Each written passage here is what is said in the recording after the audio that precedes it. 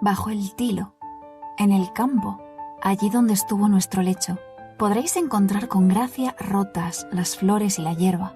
En un valle junto al bosque cantaba el ruiseñor. Fui andando a la pradera y ya estaba allí mi amor. Él había hecho allí un lecho de flores. ¿Cuál fue su comportamiento conmigo? Nadie lo sabe, sino él y yo, y un pajarillo que fielmente nos guardará el secreto.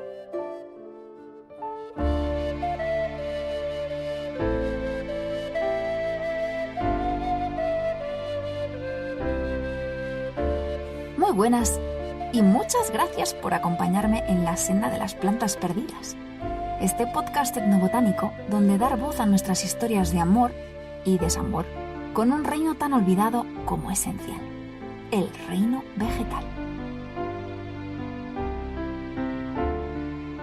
Soy Aina Eserice, bióloga y escritora, y tras haber dejado las cumbres a nuestra espalda, emprendemos el camino de regreso a casa, entrando una vez más en los bosques, a través de un desfiladero inundado de verde. Aquí encontraremos a las protagonistas del capítulo de hoy, aunque yo no he tenido aún la suerte de tropezármelas en su salsa silvestre. Sí, que me he maravillado ante ellas, bueno, según el ejemplar, más bien debajo de ellas, en jardines, en parques y otros lugares donde claramente alguien las había colocado allí. Si no has adivinado aún de quién estoy hablando, se trata de los tilos, las hermanas del género Tilia. Existen más de 30 especies de tilia en el hemisferio norte a ambos lados del Atlántico. La mayor cantidad de especies son del Lejano Oriente, mientras que en Europa sobre todo aparece el tilo de hoja pequeña, Tilia cordata, y el de hoja grande, Tilia platyphilus. No estoy hablando de Europa, sobre todo occidental. En cambio, en México tenemos un tilo endémico, es decir, que solo se encuentra allí, y que, al parecer y por desgracia, está en peligro de extinción. Por lo tanto, conviene cuidarlo. Se trata de el Sirimo ojonote, Tilia mexicana.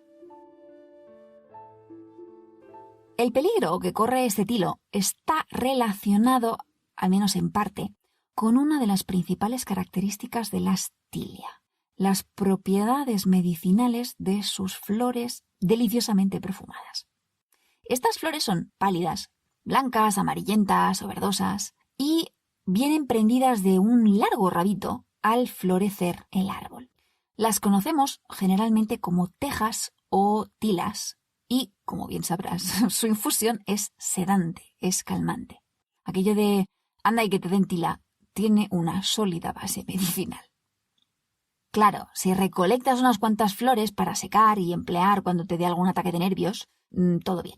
El problema viene o puede venir si las recolectas todas o casi todas, porque en instancias prácticas estás actuando como una especie de anticonceptivo para la planta o incluso como un abortivo, impidiendo que sus flores lleguen algún día a ser frutos y, por tanto, impidiendo que puedan reproducirse con más o menos éxito. Reproducirse sexualmente, se entiende.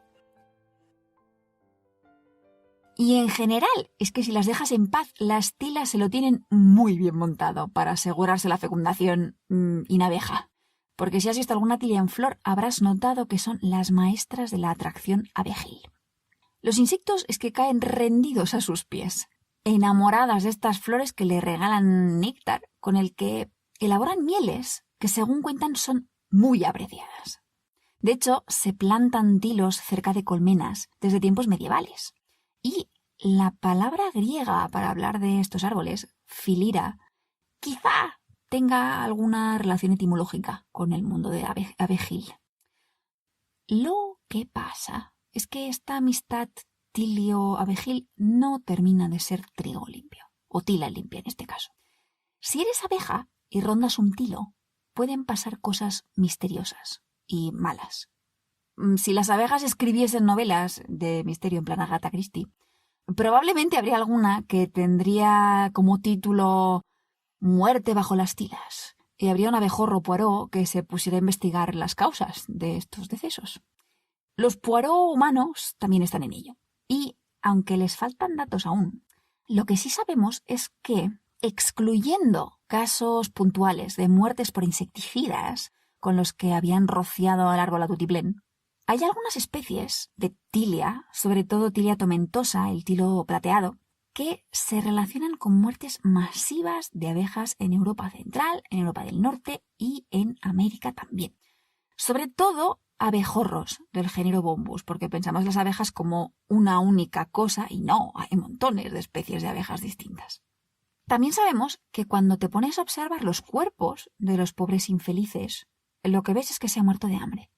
Y si analizas la cantidad de néctar que llevan las flores, también observas que esta disminuye a medida que avanza la estación de floración, aunque las tías siguen oliendo a paraíso. Teóricamente, si tú eres una abeja tiliófila, pero descubres que las flores te están tomando el pelo con su perfume, ¿qué haces? Hombre, lo suyo sería alargarse a otras flores, que sí sean honestas en su marketing. Bien, si ya no hay más flores alrededor, tienes un problema. Y entonces sí es normal que te mueras de hambre. Triste, pero normal. Ahora, lo misterioso de la cuestión es que haya abejas muertas de hambre debajo de los tilos cuando hay montones de flores listas para ser polinizadas a su alrededor. Pregunta del millón para Poirot o Abejogó. ¿Por qué no se van a las otras flores?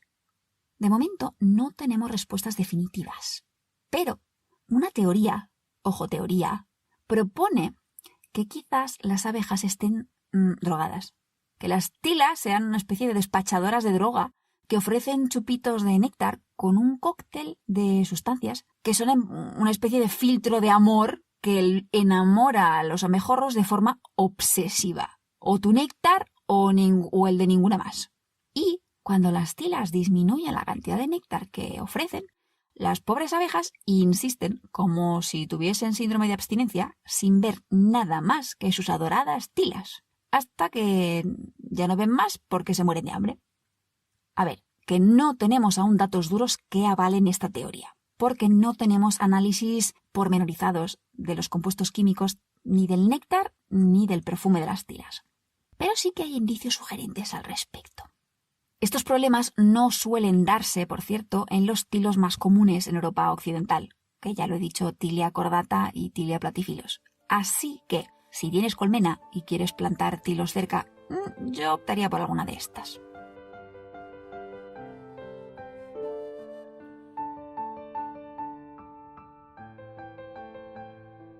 Y hablando de colmenas, tilos y muertes, como todo está conectado en esta vida, resulta que la corteza de tilo ha sido un material empleado en distintos puntos de Europa para hacer colmenas, precisamente. Pero no tienes que pensar en la parte más exterior de la corteza, al menos no solo, sino en la interior, que es más fina y más flexible, lo que llamamos liber. Esta capa es fibrosa, hasta el punto que en distintos idiomas, como el francés o el italiano, puedes hablar de algo como una carne que sea correosa, describiéndola como tilosa, por la cantidad de fibras que contiene. Y estas fibras también le dan nombre a los tilos en sí mismos en muchas, por no decir todas, las lenguas germánicas y eslavas, donde lo conocerás como linden, lind, lipa, lin y similares. Estas fibras pueden extraerse, purificarse y emplearse para tejer. El resultado, vale, no son precisamente camisas de seda, pero sobre todo en Europa Central y del Norte se emplearon muchísimo. Hay que añadir a todo esto que los tilos son de estos árboles vigorosos que responden bien al desmochado e incluso al corte a ras de suelo, rebrotando como posesos a la mínima que pueden, con que podías usarlos de forma sostenible para obtener fibras de corteza para cuerdas o esteras, y parece que así se hizo hasta entrado el siglo XIX en algunas zonas como Rusia. En el sur de Europa, las fibras de árbol se emplearon menos, al menos si lo comparamos con el norte, porque teníamos otras plantas de fibra como el lino o el cáñamo que tenían mayor protagonismo.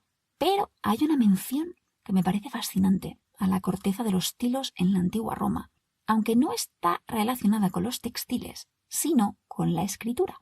Y todo lo que sea escritura a mí me va. Bueno, ya sabes que en el mundo mediterráneo antiguo, el papiro, es el que se lleva de calle el papel protagonista en cuestiones de escritura. Pero el papiro era un soporte que se producía casi exclusivamente en Egipto.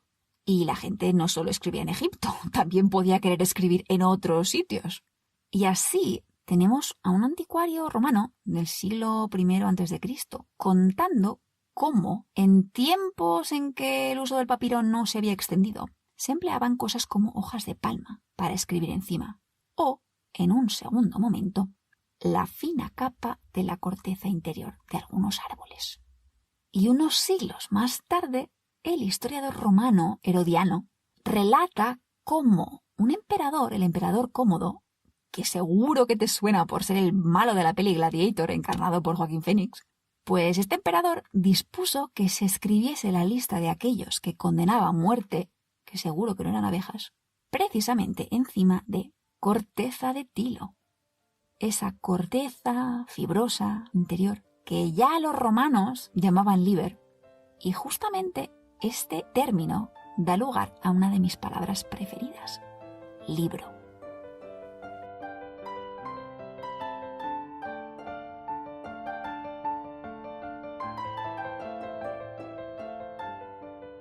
Está en un libro, o mejor dicho, en una colección de textos en pergamino. Escritos estos textos en Alsacia hacia 1270-80 en alemán medieval. Es una canción titulada justamente Unter den Linden, que escrita por uno de los Minnesänger, para entendernos trovadores en versión germana, más apreciados por los alemanes. Al principio de este capítulo has escuchado la traducción de algunos trocitos del poema, cuyo primer verso es justamente bajo el tilo. Y, a diferencia de las típicas poesías de amor cortés entre un trovador y una dama generalmente de más alcurnia que él y que generalmente lo trata a patadas, esta no. Aquí tenemos una campesina y su enamorado que se citan bajo un tilo, hacen sus cosas, se lo pasan en grande y punto. Podríamos decir que tiene un final feliz, lo cual es toda una innovación, teniendo en cuenta los dramones líricos que se estilaban por aquel entonces.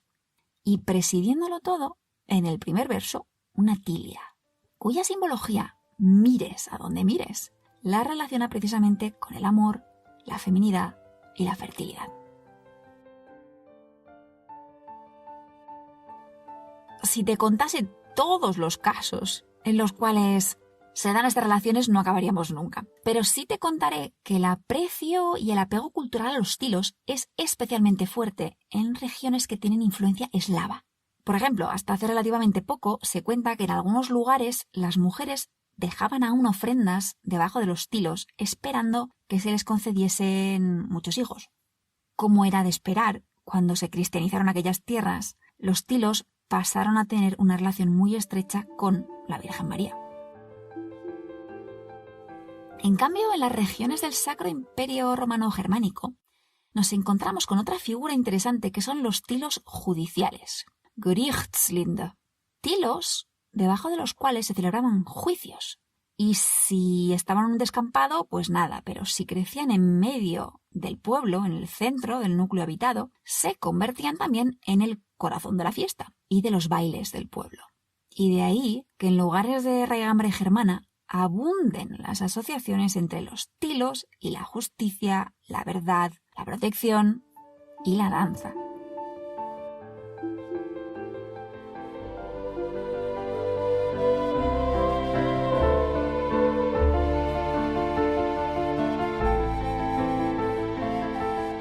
Y hasta aquí nos ha llevado la senda de hoy, que grabo acompañada del aroma de tilas que tengo secándose en casa. Las fui a recoger la otra noche en plan furtivo. Y probablemente los árboles que me la regalaron son híbridos hortícolas, porque las tilia son bastante promiscuas a la hora de tener descendencia. Y huelen tan divinamente que es fácil entender por qué en croata llaman al mes de junio el tiempo de las tilas. Me dejo muchas cosas en el tintero, y algunas pues saldrán estos días en redes donde en su momento ya conté muchas cosas sobre los tilos. Puedes estar al tanto en Facebook y buscar a Tilia en mi perfil de Instagram, que también está. Y a ver si consigo colar alguna historia en las próximas semanas.